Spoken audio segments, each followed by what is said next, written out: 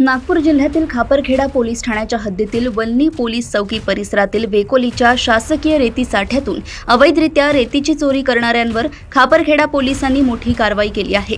रविवारी मध्यरात्री गस्तीवर असलेल्या पोलीस शिपाई मंगेश चाचेकर यांना मिळालेल्या गोपनीय माहितीच्या आधारे PSI अजिंक्य कदम आणि पथकाने घटनास्थळी छापा टाकला।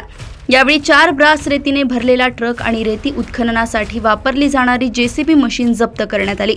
या कारवाईत 30 लाखांचा ट्रक, 12 लाखांची JCB आणि 20,000ची रेती असा एकूण 42,20,000 रुपयांचा मुद्देमाल जप्त करण्यात आला असून ट्रक चालक विकी प्रकाश मेश्राम व JCB चालक धर्मेंद्र यशवंत वासनिक या दोघांना अटक करण्यात आली आहे। या प्रकरणी BNS कलम 303(2), 303(3), 303(5) आणि महाराष्ट्र जमीन महसूल संहितेनुसार गुन्हा नोंदवून PSI मारुती जंगलेवार पुढील तपास करतायत, तर वाहनांचे मालक आणि या तस्करीच्या साखळीचा शोध घेतला जात आहे।